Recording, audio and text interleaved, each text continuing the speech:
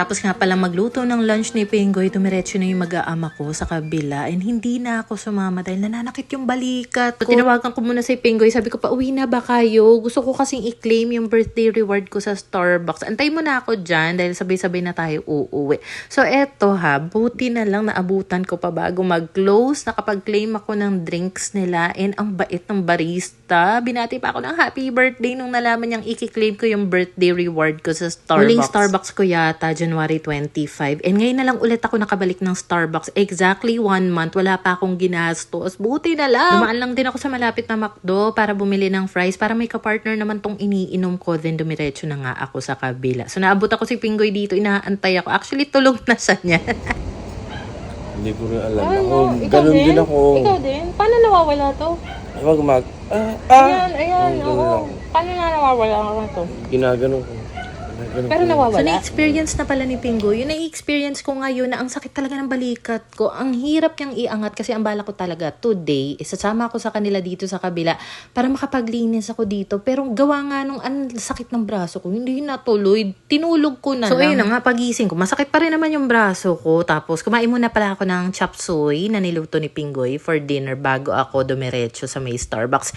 And ngayon ko lang nakita na meron pa palang ganitong sinulat yung barista dito sa cup ko. Super duper appreciate it. Ang bait ng barista. Super smiling yung face niya. Appreciate you, ate girl. Nakainom si Pingoy. Kaya naman sabi ko, ikaw na magbitbit, mga bitbitin. Ako na dito magkakarga kay Kowa. So, konti lang naman yung lalakarin namin papunta sa may tricycle. Pag nakakainom or nalalasing kasi si Pingoy, talagang tulog lang yan. Hindi siya nagmamaoy, which is good. Kasi nakakatrauma kaya kapag meron kang kasamang umiinom tapos nagmamaoy, naghahanap ng away. Uy, Diyos ko. Bata pa lang ako na-experience ko na yung ganyang eksena na kapag merong nalalasing, nagmamaoy, naghahanap ng away, nakakatakot na ina-anxiety ako. Doon siguro ako nag-start na magkaroon ng anxiety, yung tipong lagi kang kinakabahan na baka ikaw yung next na awayin. Basta, so I guess based na rin sa mga pangit na experiences ko growing up, nagkaroon ako ng childhood trauma. At the same time, tinubuan ako ng nervyos. Tinubuan, ano yan?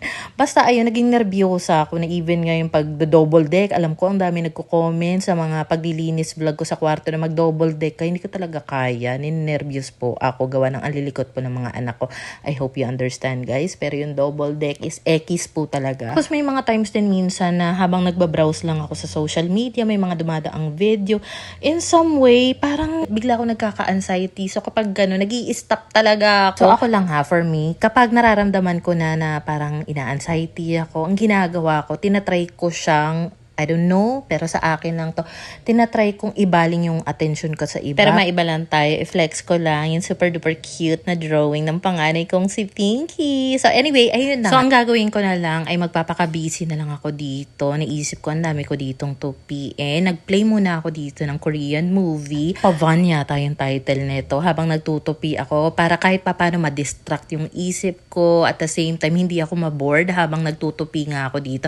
And for me, talagang nag-work yung ganon. Minsan kasi kapag sobrang stress ko, ang dami kong iniisip, ang isang ginagawa ko, naglilinis ako. So, nakakatulong yun for me. Kapag minsan, ang dami kong iniisip, parang ang bigat ng mga dinadala ko. Linis lang talaga yung ginagawa ko. And somehow, pag nakikita ko na yung outcome nakapaglinis ako, gumagaan yung pakiramdam ko. So, I'm not sure kung coping mechanism ko yun or something. Time check, around 2 a.m. na nga pala yan. Tulog na yung mag-aama ko. Hindi kasi ako makatulog, gawa ng ang nangyari kagabi. Mga alas 12 ako ng madaling araw nagising ako na parang bigla akong kinakabahan. I don't know why. So, ang ginawa ko, lumabas ako dito kagabi. Naglaba ako. Nakatatlong sala nga ako ng labahin. Para pala sa nag-comment doon sa cleaning vlog ko sa labas, paano daw kami nakakapasok labas dito sa bahay? Ayun po sa pinto.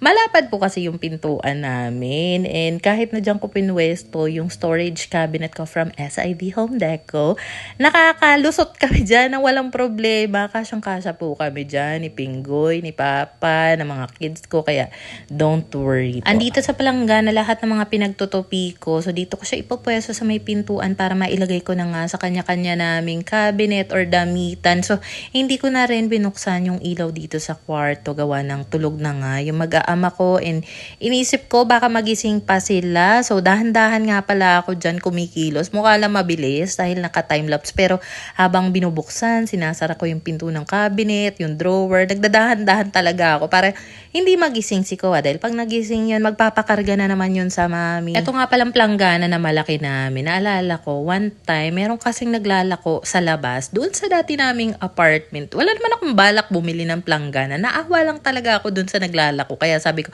sige po, pabili po, kahit wala talaga akong kaplano-plano. Pero ngayon, napapakinabangan namin yan. Kasi may mga times, lalo na pagtanghali, gawa ng hindi na nga kami nag-aircon sa araw, 'di ba?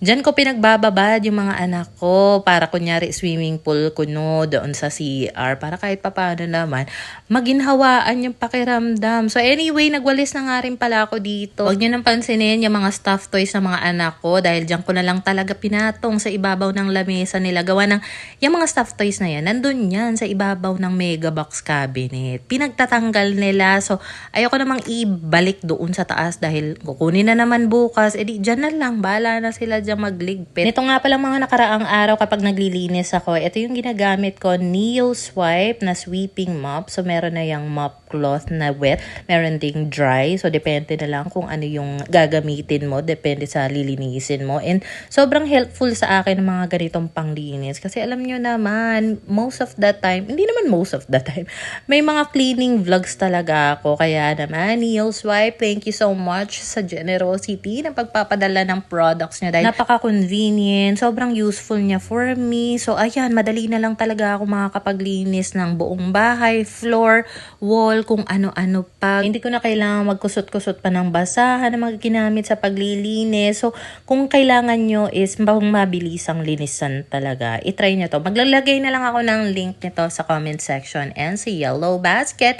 So madalas ang ginagamit ko is itong wet mop cloth nila. Para siyang wet wipes pero pagkalaki-laki. So itutusok mo lang siya dito sa mismong mop head and hindi na yan matatanggal. Then pwede mo na yan gamitin sa pagmamop. Kung gusto mo magpunas ng wall, pwede rin naman. So wet ito, so moist talaga siya. Pero kung gusto mo naman na sobrang basa yung floor mo, pwede ka naman mag-spray dyan ng floor cleaner o kaya naman multi-purpose cleaner sa sahig, then pasadahan mo na lang neto. So, bale, itong sala, kusina, at saka dito sa part ng kwarto yung minop ko. And ayan na po, yung nakuha nating dumi. So, tatanggalin ko lang ito, tapon ko lang yan, and then pwede na ulit akong maglinis pa gamit yung bagong wet mop cloth. Buti na lang din talaga, mahimbing yung tulog ngayon ni Koa. Hindi siya nagigising, so makakakilos talaga ako dito. Tapos hindi pa nga ako tapos mag-mop. Iniisip ko na ano naman yung kailangan kong gawin next. Parang alam mo yun, kapag nanay ka talaga, hindi natatapos yung mga gawain. Tapos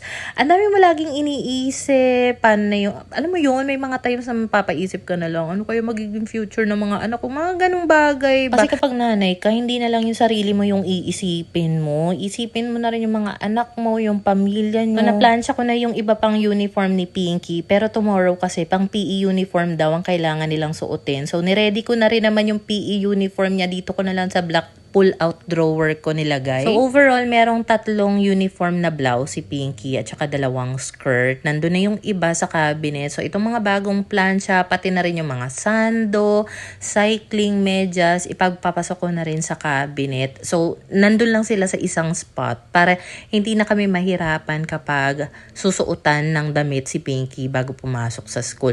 So, after nga niya, nakaramdam na ako ng pagod. Sabi ko, kanina pa ako ligpit ng ligpit. Pawis na rin ako, kaya nagpalit na muna ako ng t-shirt at magpapahinga muna ako dito para matapos ko na rin yung movie na pinapanood ko. Marami pa ako mga kailangan gawin maya-maya, pero sa next vlog na lang yan, okay?